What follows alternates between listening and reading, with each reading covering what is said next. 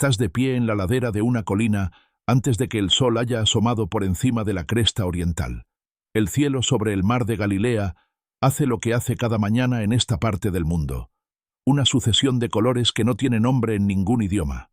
Primero el negro, luego un azul profundo, casi púrpura. Después, ese gris característico que precede al amanecer, cuando empiezan a cantar los pájaros y los pescadores en el agua, pueden ver sus manos, pero no los rostros de los demás.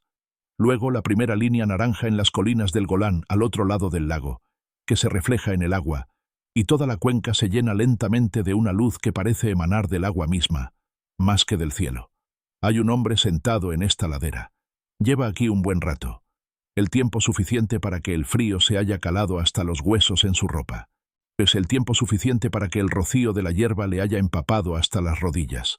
No se mueve, no come, no prepara nada, ni construye nada, ni camina hacia ningún sitio. Permanece completamente inmóvil en una ladera sobre un lago de Galilea, en la oscuridad, antes de que el pueblo que se extiende a sus pies empiece a despertar, y reza.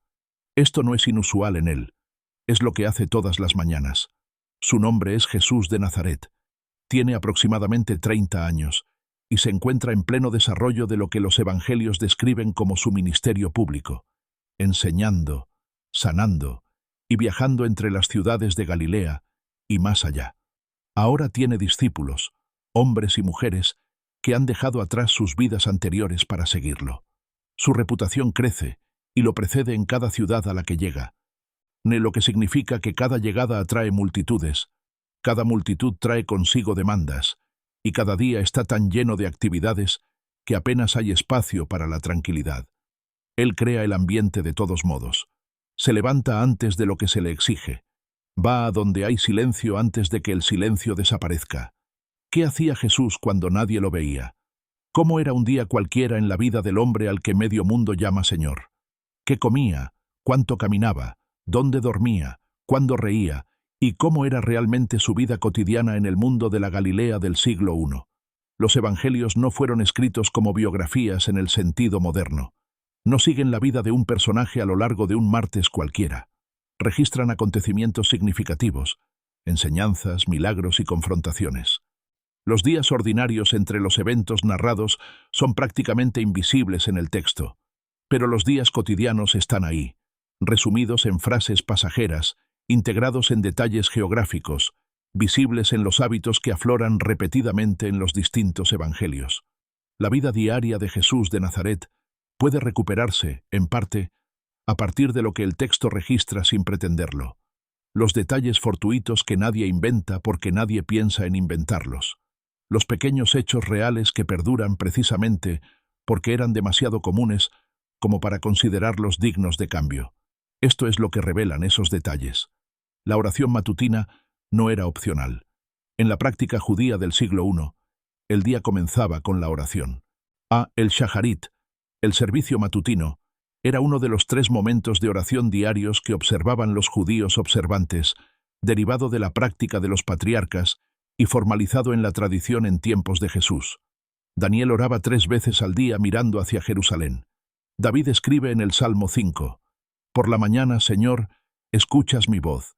Por la mañana te presento mis súplicas y espero con expectación». La oración matutina era el pilar del día judío, la práctica que orientaba todo lo que seguía hacia su origen.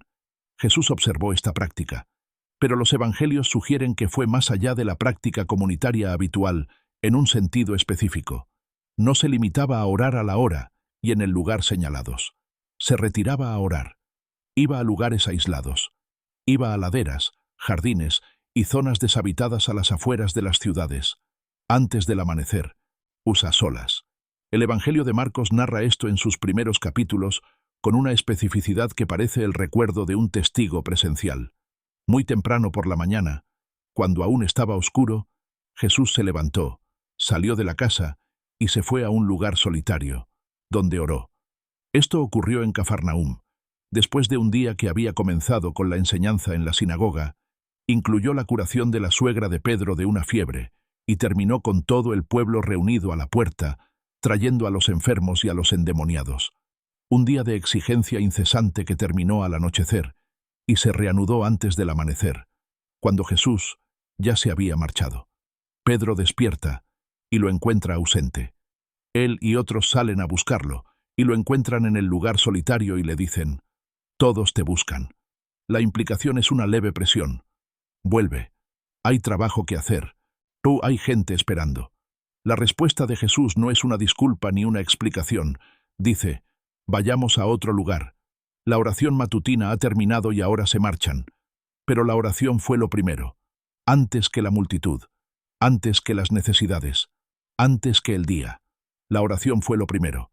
Este patrón se repite en los 4 evangelios con la suficiente consistencia como para constituir un hábito documentado. Lucas relata que Jesús solía retirarse a lugares desiertos para orar.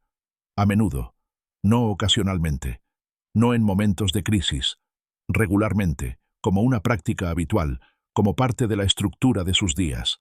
Mateo relata que la noche anterior a la alimentación de los 5000, Jesús se retiró solo a la ladera de una montaña para orar después de despedir a la multitud. Juan relata que fue al Monte de los Olivos, lugar que sus discípulos también conocían porque él iba allí con frecuencia. La palabra que Lucas usa para los lugares que Jesús eligió, eremos en griego, significa desolado, deshabitado, solitario. No oraba en la sinagoga, aunque asistía a ella. No oraba en casa, aunque se alojaba en casas. Salía. Iba a lugares donde no había nadie para quien actuar. Ninguna expectativa comunitaria que cumplir, ningún papel que desempeñar.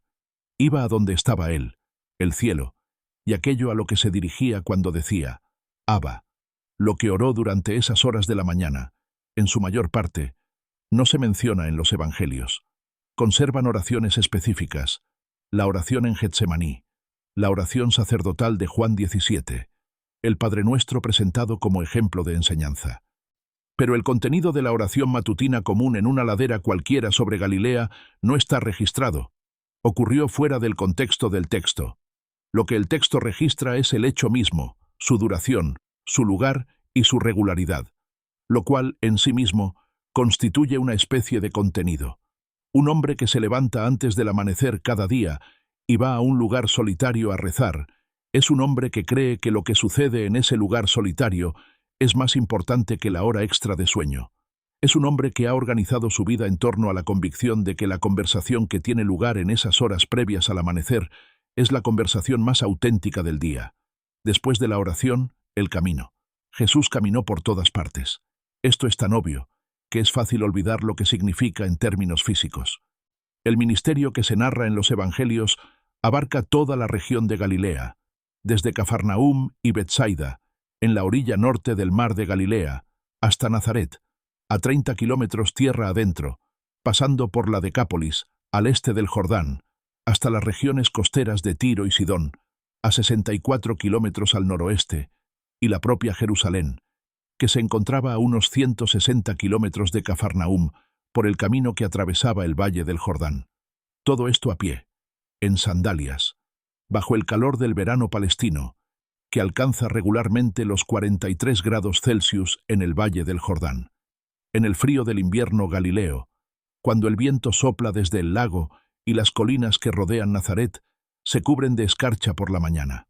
Según la información geográfica de los evangelios, da una estimación razonable de las caminatas realizadas durante los 3 años del ministerio público de Jesús, asciende a varios miles de millas. No se trataba de un hombre que se quedaba sentado en un solo lugar recibiendo visitas. Era un hombre que caminaba constantemente, que recorría el mismo terreno que los mercaderes, pescadores y agricultores de Galilea, que llegaba a los pueblos cubierto de polvo del camino y cansado de la forma particular en que caminar cansa a una persona. Los flexores de la cadera, el tendón de Aquiles y el ardor característico de los pies que habían estado sobre caminos de piedra desde el amanecer. Los caminos de la Galilea del siglo I no estaban pavimentados en el interior de la isla como lo estaban las calzadas romanas en las regiones costeras y las principales rutas militares. Entre pueblos, Jesús caminaba por senderos de tierra excavados en las laderas por siglos de tránsito peatonal y animal. Caminos que se convertían en barro con las lluvias invernales y en arcilla seca en verano, que subían y bajaban por las colinas calizas de Galilea sin la ingeniería de las calzadas romanas que suavizara la pendiente. Él recorrió estos caminos con sus discípulos, lo que significa que los días en el camino fueron días de conversación. La enseñanza registrada en los evangelios sinópticos a menudo se desarrolla en movimiento. Una pregunta planteada en el camino, una respuesta dada mientras caminan, una parábola contada para explicar algo visto al borde del camino. Los discípulos ven una higuera y preguntan por ella. Pasan junto a un campo y el grano se convierte en una enseñanza. Ya llegan a un pueblo y la situación social del lugar se convierte en el texto. El camino no era un simple tránsito entre los lugares donde se realizaba la verdadera obra. El camino era el lugar donde se realizaba gran parte de la verdadera obra. El ritmo de la caminata, de 3 a 4 millas por hora en terreno llano, menos en las colinas de Galilea, crea un tipo de tiempo particular. No hay prisa, ni inactividad. La mente puede trabajar. La conversación puede desarrollarse a su propio ritmo. El silencio resulta cómodo a distancia, algo que no ocurre al estar quieto. Jesús enseñaba mientras caminaba porque caminar era lo que hacía, y la enseñanza provenía de lo que lo rodeaba, de las semillas de mostaza, los viñedos, los agricultores, las redes y el mundo social específico del campo galileo que había observado durante toda su vida. La comida era sencilla y no siempre era segura. La Galilea del siglo I no era una tierra de escasez como las regiones desérticas, pero tampoco era una tierra de abundancia como la que genera la producción agrícola moderna. La dieta de los galileos comunes se basaba en pan, aceite de oliva, legumbres secas, pescado fresco y seco del lago, verduras de temporada y frutas, higos, granadas, uvas y dátiles, según la temporada. La carne se consumía en fiestas y ocasiones especiales. Los productos lácteos, queso, leche cuajada, estaban disponibles. El vino, mezclado con agua, era la bebida habitual, ya que las fuentes de agua no eran siempre limpias y la acidez del vino lo hacía más seguro. Para un grupo itinerante sin ingresos fijos ni lugar de residencia permanente, la situación alimentaria era más incierta. Los discípulos habían dejado atrás sus barcos de pesca, sus registros fiscales y sus fuentes de ingresos anteriores. El movimiento fue sostenido, según nos cuenta Lucas, por mujeres que contribuyeron con sus propios recursos. María Magdalena, Juana, esposa de Chuza, administrador de la casa de Herodes, Susana y otras. Este apoyo fue real y material. Significaba que, por lo general, había algo, pero no significaba que siempre fuera suficiente. El envío de los discípulos en Lucas 10 ofrece una imagen clara de la realidad económica del ministerio itinerante. Jesús los envía sin bolsa, sin alforja, sin sandalias, viajando a merced de la hospitalidad de las comunidades a las que llegan. Deben comer lo que se les ofrezca. Son huéspedes en los hogares de quienes los reciben. El ministerio no era autosuficiente. Estaba integrado en las redes de hospitalidad de las comunidades judías de Galilea y más allá, donde la obligación de alimentar a un maestro itinerante era un deber social y religioso reconocido. Esto significa que Jesús comió en muchas mesas diferentes, con recaudadores de impuestos, fariseos, pescadores, mujeres ricas y aldeanos samaritanos. La mesa en la que se sentaba dependía de quién estuviera dispuesto a recibirlo ese día en ese pueblo. No tenía preferencias alimentarias que conste en los registros. Comía lo que había en la mesa. Bebió vino en una boda en Caná y fue criticado por las autoridades religiosas por comer con pecadores y recaudadores de impuestos, lo que da una idea de la diversidad de personas en las que estaba dispuesto a sentarse.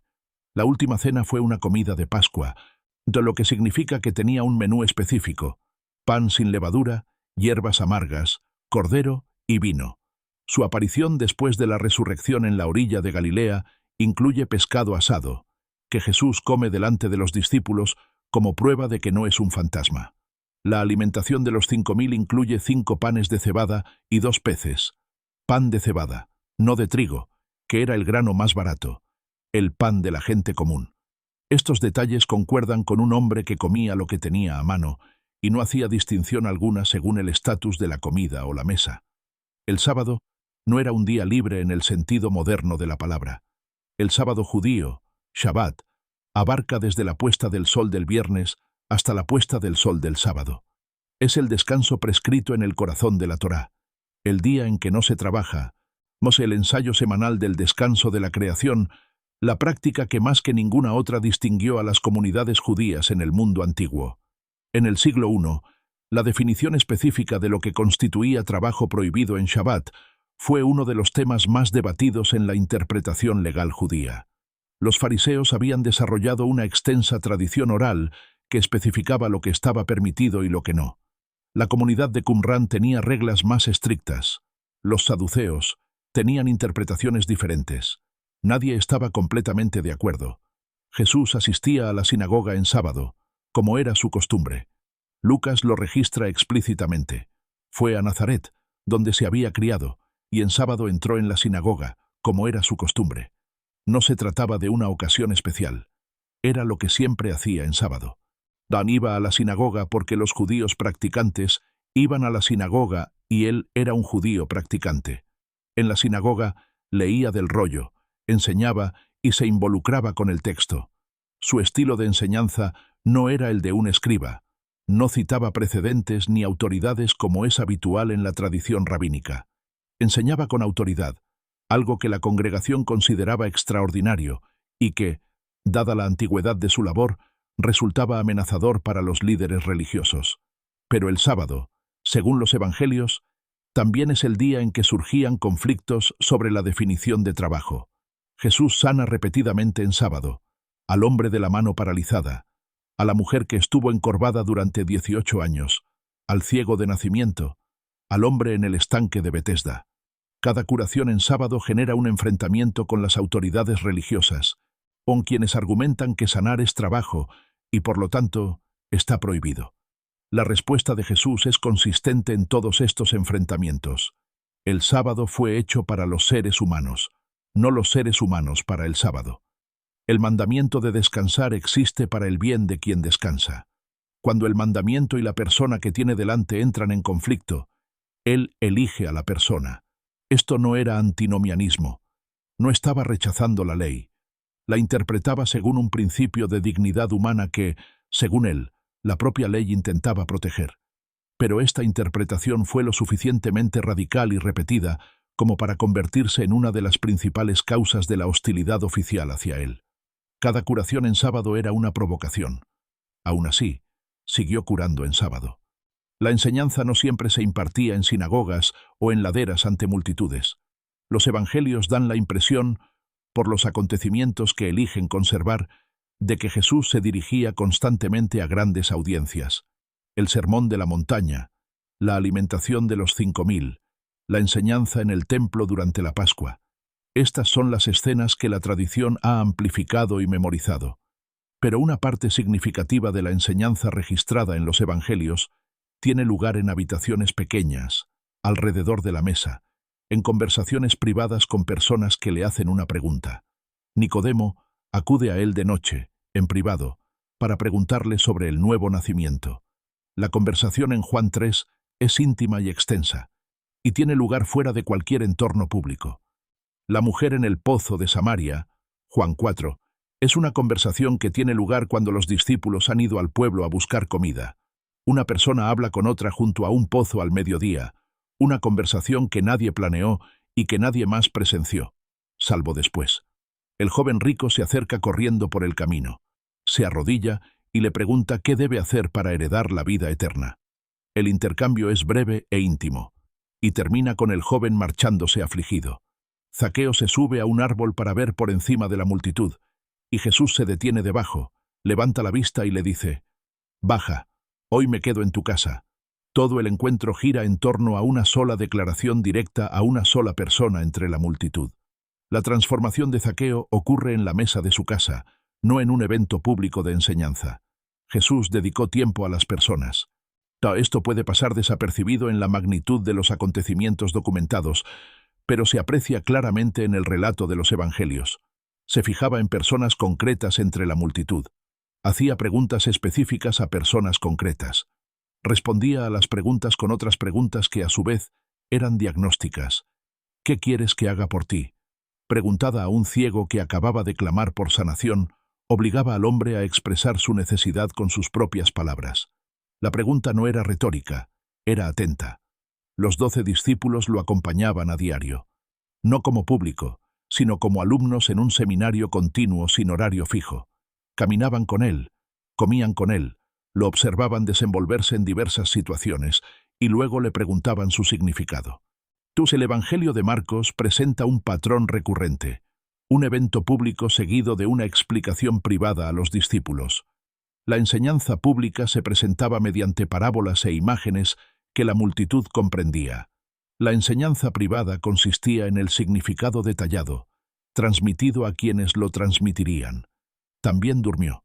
Esto parece obvio, pero vale la pena mencionarlo porque el relato evangélico puede dar la impresión de una persona siempre disponible, siempre atenta, siempre activa.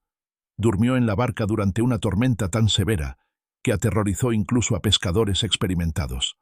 Dormía profundamente sobre un cojín en la popa, mientras el agua entraba en la barca. Este es el sueño de un hombre verdaderamente exhausto. Los discípulos tuvieron que despertarlo.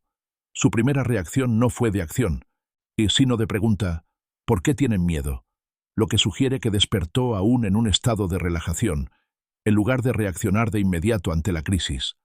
Necesitaba dormir, necesitaba comer, necesitaba tiempo a solas, necesitaba, y esto se puede apreciar en el disco si se busca, la compañía de las personas que amaba. Las amistades eran reales. El Evangelio de Juan utiliza una frase sobre Lázaro que no aparece en ningún otro lugar de los 4 evangelios.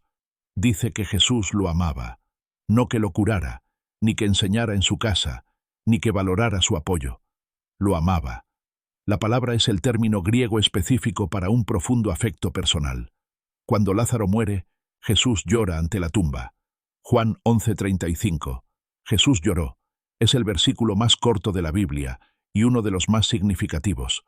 No llora por un efecto teológico. Llora porque su amigo ha muerto, y el dolor es real, y lo deja ser real en público, ante todos. María y Marta, hermanas de Lázaro en Betania, tenían una relación con Jesús que funcionaba como una especie de hogar durante la etapa judía de su ministerio. Se hospedaba con ellas, comía con ellas. La escena en Lucas 10, Marta ocupada con los preparativos mientras María se sienta a sus pies escuchando, es una escena de una visita común, ese tipo de momento doméstico que solo se registra porque generó una pequeña tensión, que se convirtió en una enseñanza. El detalle doméstico en sí, Marta en la cocina, el aroma de la comida preparándose, alguien sentado en el suelo escuchando, es el detalle de un hogar donde él se sentía verdaderamente como en casa. La suegra de Pedro vive en Cafarnaúm, y cuando Jesús la cura de la fiebre, se levanta inmediatamente y le sirve la comida. La reacción de una mujer en su propia casa que, tras haber estado enferma, ahora está sana y tiene invitados a quienes alimentar. No se trata de una escena de curación formal. Es un hogar, una familia, una comida, una mujer que estuvo enferma y ahora está en la cocina. Jesús está presente en este hogar como cualquier persona que pertenece a él. Los discípulos discutieron con él. Pedro lo reprendió por predecir la crucifixión y recibió una respuesta tan tajante que sorprendió a todos. Santiago y Juan pidieron sentarse a su derecha e izquierda en el reino, y los otros 10 se indignaron. Jesús abordó la situación directamente y sin rodeos. Tomás dudó. Felipe pidió que le mostraran al Padre, y Jesús respondió con la particular paciencia de un maestro que intenta no mostrar su frustración. No se trata de transacciones formales entre una figura divina y sus devotos seguidores. Son personas que, en una relación, a veces se irritan mutuamente, pero que, a pesar de todo, se aman. Los llamó amigos. En Juan 15, explícitamente, ya no los llamo siervos, porque el siervo no sabe lo que hace su amo. En cambio, los he llamado amigos, porque les he dado a conocer todo lo que oí de mi Padre. Esta reclasificación es significativa. Los amigos son personas a quienes les cuentas cosas. Los amigos son personas en quienes confías lo que realmente está sucediendo. Los 12 no eran simplemente instrumentos de una misión. Eran las personas con quienes comía todos los días, quienes conocían su estado de ánimo, sus hábitos, sus ausencias matutinas y cómo se veía su rostro cuando estaba cansado. Las ciudades de Galilea que aparecen en los Evangelios no eran lugares abstractos, eran sitios con olores específicos, dinámicas sociales concretas e historias particulares que moldearon cada interacción que Jesús tuvo en ellos. Cafarnaúm era su base de operaciones. Mateo la llama su propia ciudad, una expresión que indica residencia establecida, o al menos, lo más parecido a una durante los años de su ministerio. Era un centro de recaudación de impuestos, razón por la cual Mateo se encontraba allí cuando Jesús lo llamó. Tenía un centurión romano, algo inusual para una ciudad galilea, lo que explica la interacción en la que el centurión le pide a Jesús que cure a su siervo. Se trata de un oficial romano que había comprendido lo suficiente a Jesús y su propia autoridad como para argumentar teológicamente sobre cómo funcionaría la curación a distancia. Cafarnaúm era lo suficientemente cosmopolita como para producir un oficial romano con ese nivel de sofisticación teológica. Nazaret era donde se había criado, lo que significaba que también era donde más se le conocía como el hijo del carpintero, el muchacho de José, el hombre cuya madre y hermanos estaban allí mismo entre la multitud. La visita a Nazaret que se narra en Lucas 4 termina con la congregación intentando arrojarlo por un precipicio, lo cual representa el fracaso social típico de alguien demasiado conocido para ser tomado en serio. Casi no realiza milagros en Nazaret. El Evangelio de Marcos dice que se asombró de su falta de fe. Asombrado, voló la misma palabra griega que se usa para describir el asombro de la multitud ante sus milagros, pero aquí es su asombro ante ellos. No permaneció indiferente ante el rechazo. Se sorprendió por él, en Nazaret, entre personas que lo conocían de toda la vida. Betsaida era la ciudad natal de Pedro, Andrés y Felipe. Sus habitantes conocían la pesca tan bien como los discípulos. Cuando Jesús alimenta a los 5.000 cerca de Betsaida, los discípulos sugieren enviar a la multitud a buscar comida y alojamiento. Esto demuestra su conocimiento local, saben dónde encontrar lo que necesitan. Jesús les dice que les den de comer. La conversación que sigue, sobre los 5 panes y los 2 peces y si eso es suficiente, tiene el carácter de una auténtica discusión logística entre personas que intentan resolver un problema práctico. Esto es lo que representa la vida diaria de Jesús de Nazaret, cuando se considera en su totalidad. Se despertaba antes del amanecer y se iba a rezar solo, pues la oración era el fundamento de todo lo demás, y ese fundamento necesitaba protección frente a las exigencias de la luz del día. Caminaba kilómetros cada día por caminos duros, en un clima duro, con sandalias poco cómodas. Comía lo que le ofrecían y se alojaba donde lo invitaban, dependiendo de la hospitalidad de las comunidades por las que pasaba.